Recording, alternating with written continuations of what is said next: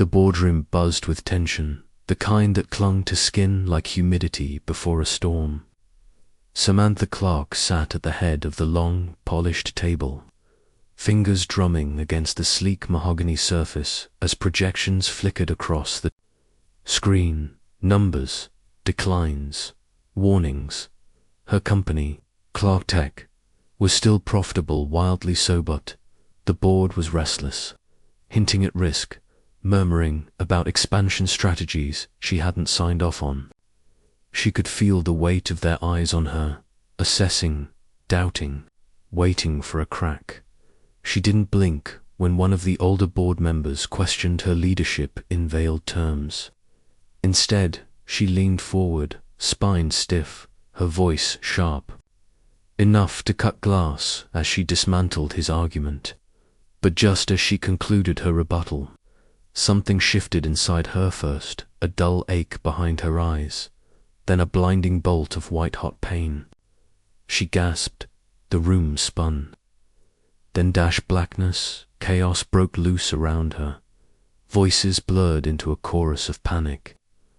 Amaka was at her side in seconds, gripping her hand, calling her name. Samantha couldn't see anything.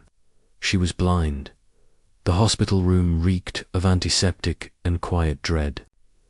A young neurologist in a white coat explained with polite detachment that her condition was likely stress-induced, a phenomenon not unheard of in high-functioning individuals under prolonged mental strain. Hysterical blindness, they called it, temporary, reversible, a matter of rest. Relief should have flooded her. Instead, dread took its place, because even in the haze of her confusion, she remembered something odd, how David's voice had barely risen when Amaka called him, how he had waited hours before showing up, how coolly he'd said her name at the hospital door, like she was a stranger in his house. Now, 3 days later, she sat in their sprawling Victoria Island home, bathed in darkness not just of sight, but of knowing. David's presence had grown quieter, colder. He was gentle, he's almost performatively so, but there was something beneath it, something wrong. He answered her questions a beat too late. He left the room when she reached for him. She heard the click of his phone screen in the dead of night. The thought came uninvited, then clung like a fever.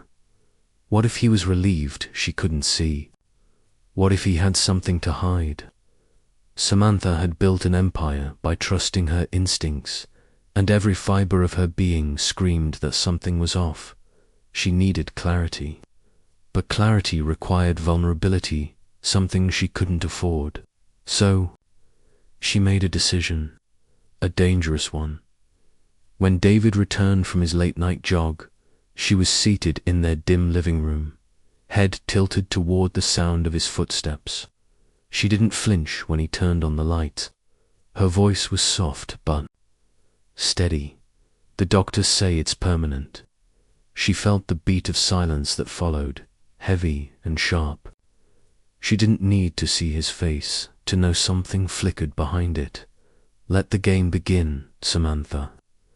Clark hadn't always lived like this, trapped in a beautiful home that felt more like a glass cage. Years ago, long before Clark Tech became the crown jewel of Lagos tech scene, she and David had been inseparable. They met at a startup networking event in Yaba. She was the ambitious tech founder, pitching an app no one believed in yet, and he was the charming law student with clever eyes and a soft laugh. He offered to look over her early contracts for free. One dinner turned into 2, and then 5 years of shared dreams. When David struggled with law school tuition, Samantha covered it, selling her car and picking up consulting gigs, just to keep them afloat. She didn't mind. She believed in him. They were partners. But somewhere between his first corporate legal job and her Series B funding, the gap between them widened. At first, it was subtle. He stopped coming to her launches. He teased her when she worked late, accusing her of loving her laptop more than him. Then came the deeper cuts, David consolidating their joint accounts under his name for simplicity, mocking her when she asked for intimacy, brushing off her questions with a tired sigh and a condescending pat. Samantha once asked him, half joking, if he still loved her. He replied, "You're too busy being a boss to notice love." Now, with the world thinking she was blind, his tone had shifted again, but not in the way she'd hoped. He played the doting husband when others were around, but in private, he moved through the house like she was invisible. His voice grew clipped. His patience wore thin. He left the house late at night with vague excuses about drinks with the guys or urgent calls with overseas clients, never bothering to explain further. Samantha's gut told her something was off. Her friends waved it away. "He's just tired. You're overthinking." Her mother, a stern widow who had stayed too long in her own unhappy marriage, told her to focus on rest. Men act strangely. Under pressure, she'd said, "Don't make trouble where there's none." But Samantha had spent her life trusting instincts that others doubted. It was how she built Clark Tech from a cluttered home office into a multi-million-dollar machine. So instead of confronting David, she made a plan, quiet, measured, and ruthless. She didn't tell him that her vision had begun returning in blurry patches by the second day. She didn't tell anyone, not even a marker. Instead, she kept pretending, fumbling for cups, missing door frames, letting David guide her through their home like a helpless shadow. And behind that helplessness, she watched, before the collapse. Samantha had installed a discreet nanny cam in the corner of their living room. Decision meant for monitoring home staff after a strange security breach weeks earlier. Now it served a darker purpose. From her bedroom, she accessed the feed on a hidden tablet. In the quiet hours of the night, while David assumed she slept, she lay awake, watching him move. He didn't act like a man mourning his wife's sudden blindness. He didn't sit beside her in the evenings or ask how she was coping. Instead, he stood by the window for hours, speaking in low tones on his phone. Once, she saw him smiling as he texted someone something she hadn't seen directed at her in months. And then there was the night he came home later than usual, loosened his tie in front of the mirror, and said a name under his breath. Chica. Samantha's blood went cold. Chica was a rising star at Clark Tech, smart, bold, younger. By nearly a decade, Samantha had personally recruited her from MIT and mentored her through her first product launch. Lately, Chica had been distant, evasive in meetings, always texting when she thought no one was looking. It could be nothing, or it could be everything. Samantha began taking mental notes of every interaction, times, tones, expressions. Every time David touched her shoulder too lightly or smiled too tightly, she logged it. The camera never blinked. Neither did she. Outside her home, Samantha had to maintain the illusion. The board hadn't been told about her condition. An amica loyal to a Folktales interference, postponing meetings and covering for her at events. Samantha knew she couldn't afford to appear weak. She was one of the few women leading a tech company of Clark Tech scale in West Africa, and any sign of vulnerability could mean a power grab from opportunistic board members. Already, there were murmurs about restructuring. She could almost hear the knives sharpening behind corporate smiles, so she rehearsed every gesture, every stumble, every pause. She let David guide her around their mansion while secretly cataloguing the growing cracks in their marriage. What once was love now felt like performance. And as she watched him on the camera one night, laughing softly at a message he wouldn't share, Samantha realized something chilling. She didn't know who David was anymore, but soon she would. The house was silent, save for the steady hum of the ceiling fan above Samantha's bed. Her eyes, though she kept them closed as though in restless sleep, were sharp and alert. The tablet rested on her lap, hidden beneath a throw blanket, streaming live footage from the living room nanny cam. It was past midnight. David was supposed to be out with friends. That's what he'd told her, kissing her forehead with mechanical affection before slipping out in cologne and crisp linen. But the footage told a different story. She saw the door open quietly and David step in, not alone. Behind him, barefoot and laughing, was Chica. Samantha didn't blink. Her stomach turned, but she forced her body still. On screen, David and Chica moved like they belonged there. Chica poured them wine from the bar cart Samantha had chosen, sitting cross-legged, on the sofa like it was hers. David dropped next to her with an ease that made Samantha's heart clench. Their voices weren't clear, but their body language said everything. They leaned in close. They laughed like they shared secrets. Then came the moment that carved itself into Samantha's soul. Chica raised her glass and mimicked a blind woman, eyes closed, arms out, stumbling in exaggerated movements. Samantha watched David throw his head back in laughter. He didn't stop her. He didn't defend her. Instead, he added something that made Chica double over, laughing until she nearly spilled her drink. Samantha couldn't hear the words, but she didn't need to. The betrayal was complete. It wasn't just an affair. It was contempt. It was cruelty. The pain was immediate, deep, but she didn't cry. She sat frozen, the tablet screen casting a faint glow on her face, her mind spinning faster than her pulse.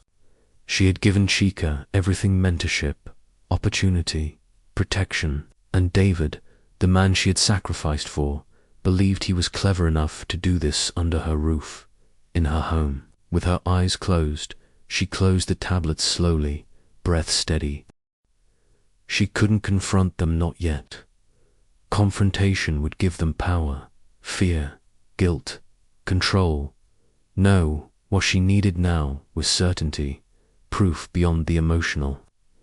If this was about love, it would destroy her.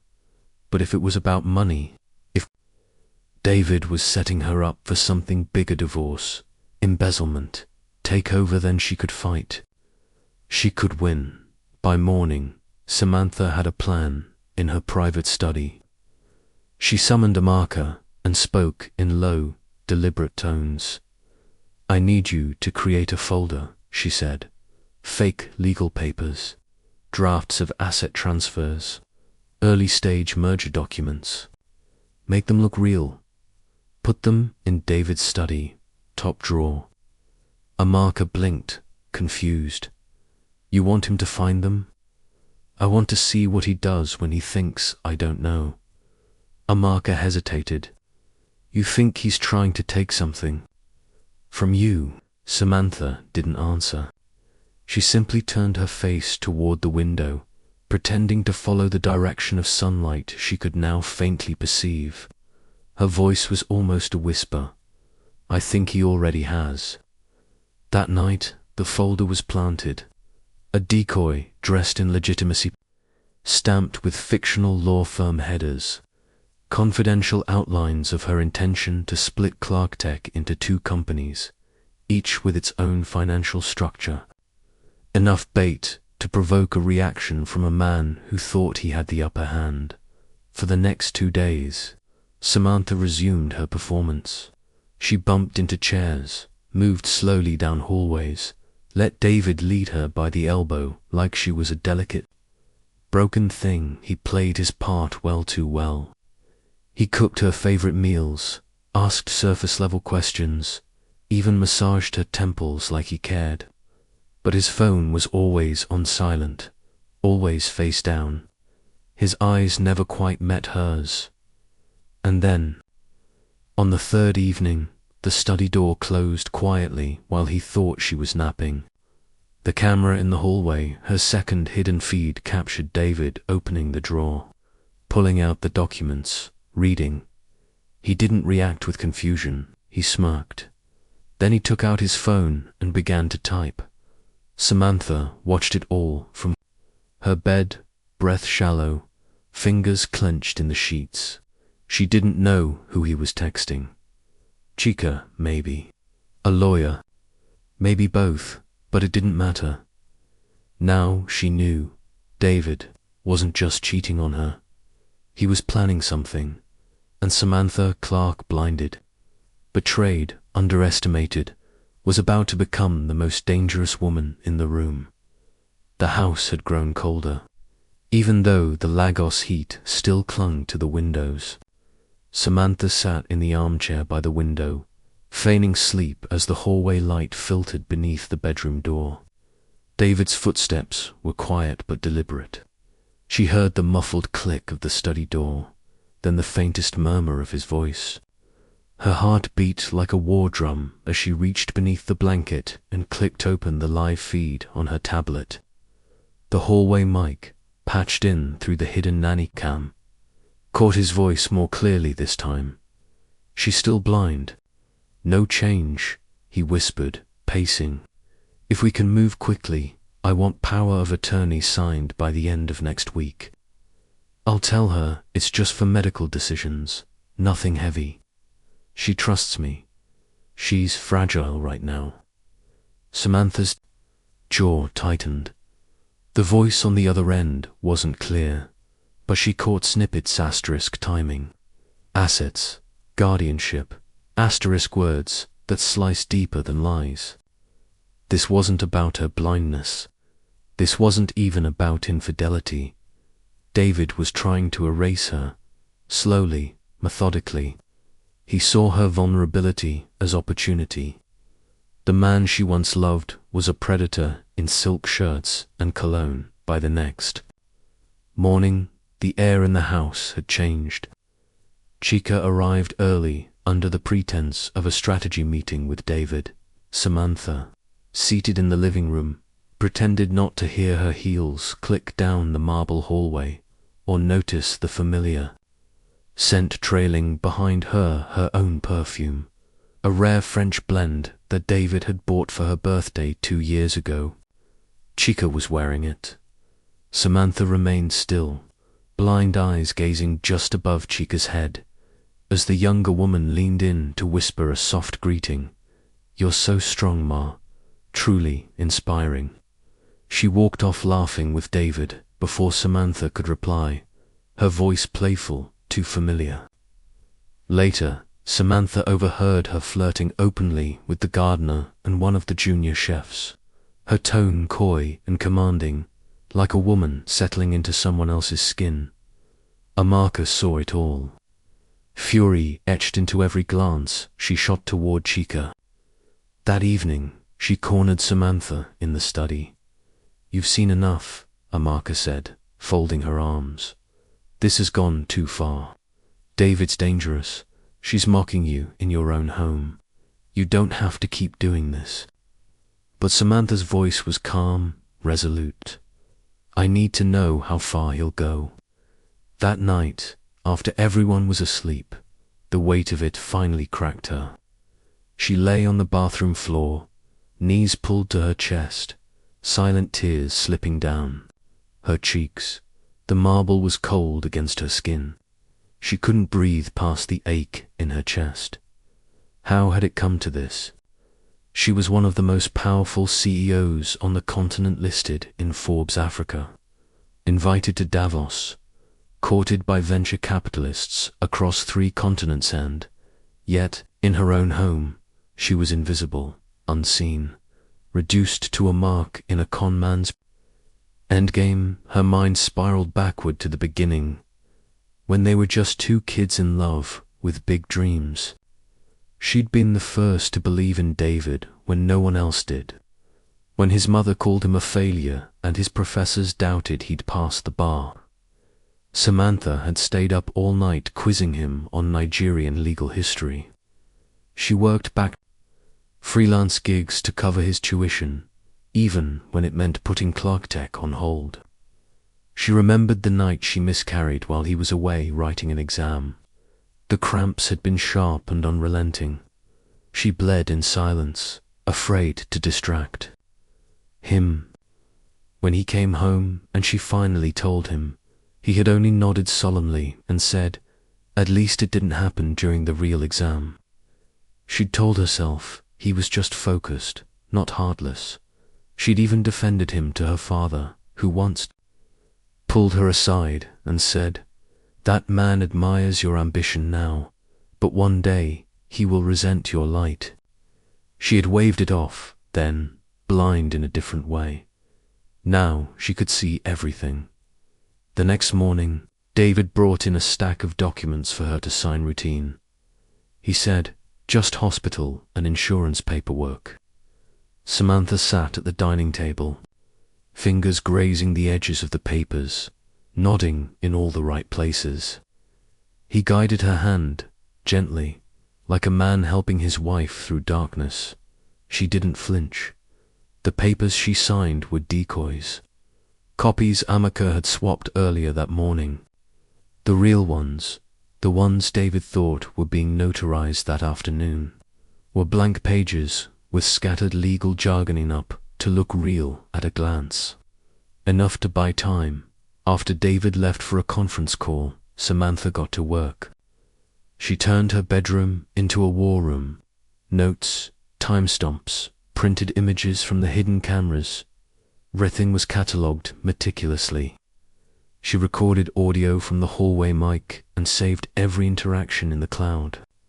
She even started scripting scenarios, preparing herself for the day she would expose everything. But outside the bedroom, the storm brewed louder.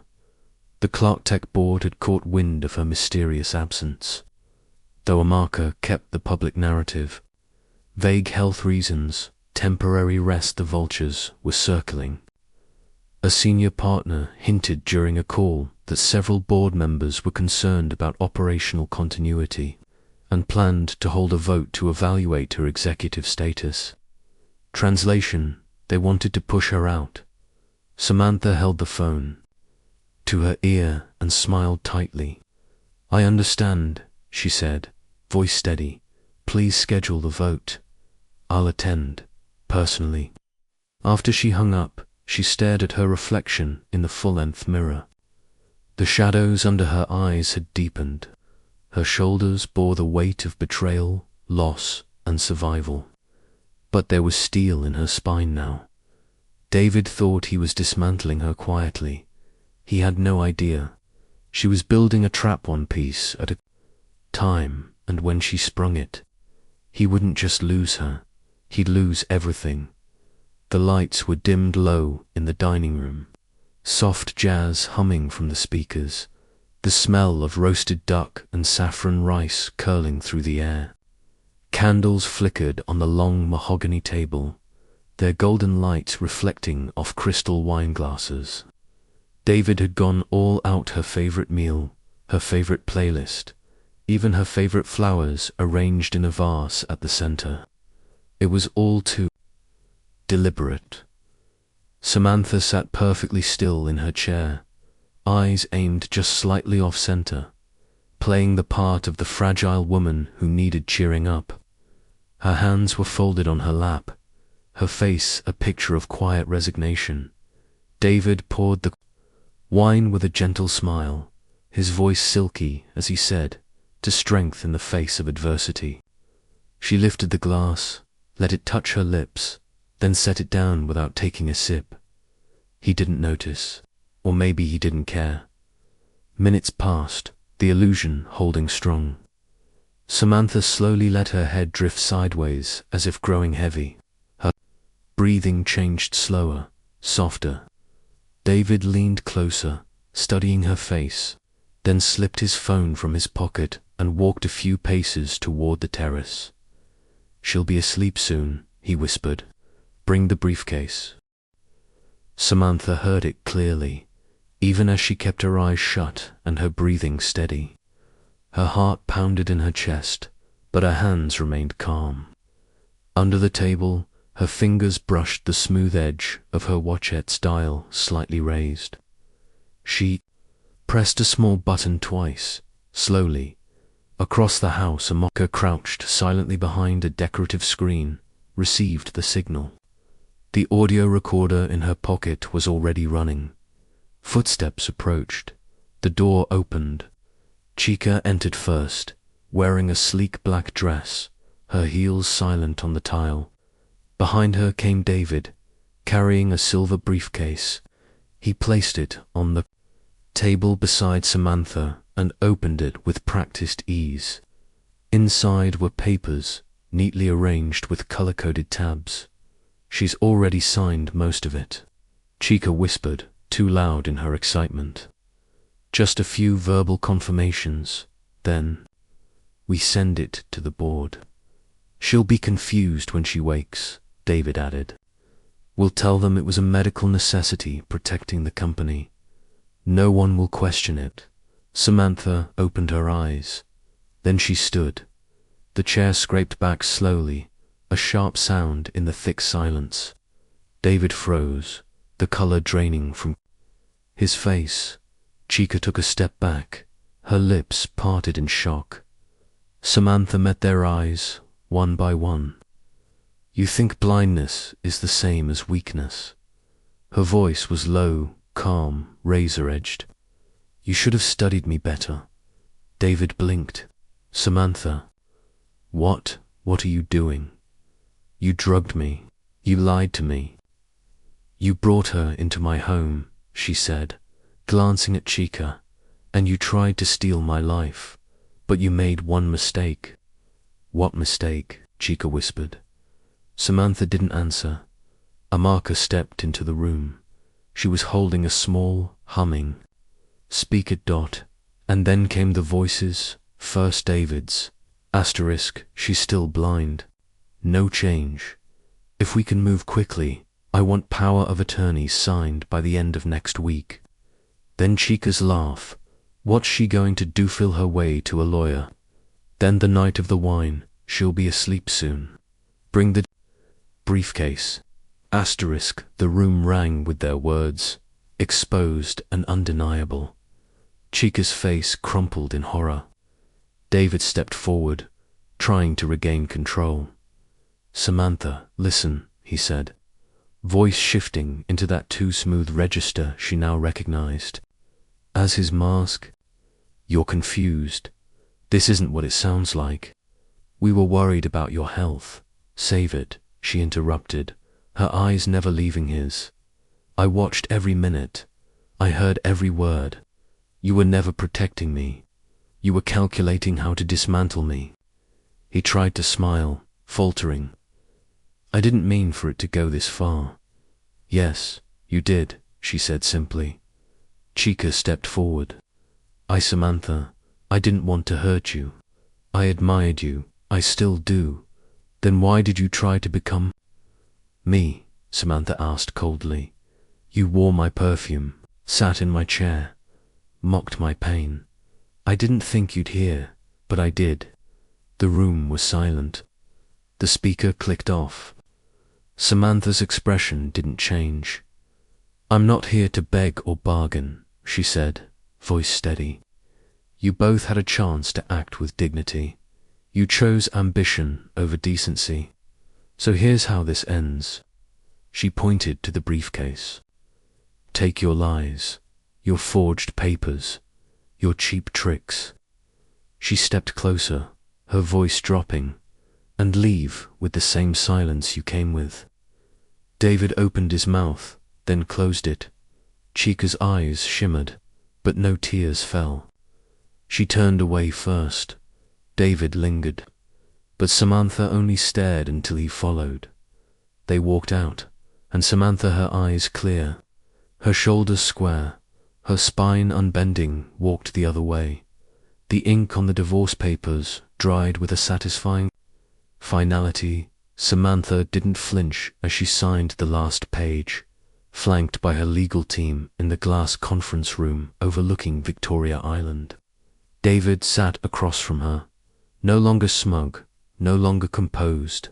His suit seemed too large, his silence heavy with defeat. He didn't fight. There was nothing left to fight for. The evidence she had collected spoke louder than any court testimony ever could. The forged documents, the secret recordings, the betrayal etched in every calculated move he made. Within days of filing, Samantha submitted formal evidence to the Nigerian Bar Association. The investigation was swift. Attempted fraud, breach of client trust. David Clark was disbarred, stripped of the legal career he had once climbed over her sacrifices to attain. The same hands she had held through law school would now never hold. A legal brief again. Chica was easier. Samantha presented a detailed report to Clark Tech's HR board, complete with time-stamped footage, internal policy violations, and a pattern of manipulation targeting executive leadership. The board didn't hesitate. Chica was dismissed by the end of the week, her name quietly blacklisted in the tech industry. The ambitious mimic who once wore Samantha's perfume was gone, her whispers turned into silence.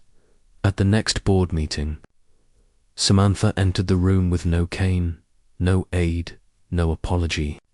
She stood tall at the head of the table, let the silence linger, and then began the quarterly presentation without skipping a beat.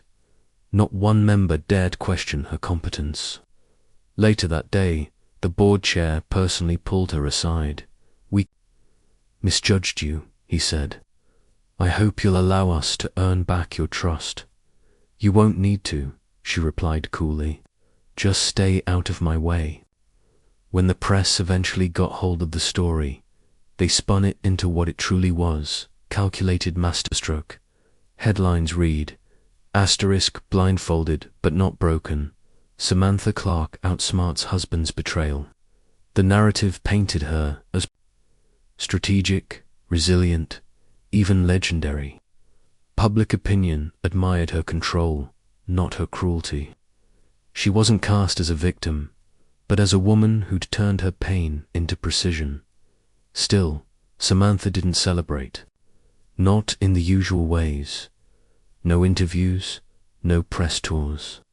Instead, she poured her energy into something deeper, the Clark Foundation for Women, a non-profit that offered legal aid, therapy, and financial guidance to women navigating emotionally manipulative relationships. Its first office opened in Yaba, walking distance from where Clark Tech had started in a two-room flat. The foundation became her redemption, not because she needed to be redeemed, but because other women deserved the tools she had once lacked. She spoke at private events, mentored survivors, and used her story not to center her pain, but to spotlight the power of rebuilding, real rebuilding, one decision at a time. In her new home, a smaller, sleeker space with warm wood floors and sunlight pouring through wide windows, Samantha didn't keep any of the old furniture. She decorated in deep greens and ochres, with artwork from female African artists lining the walls. The air smelled of eucalyptus and fresh linen, peaceful hers. She no longer checked over her shoulder, no longer waited for validation.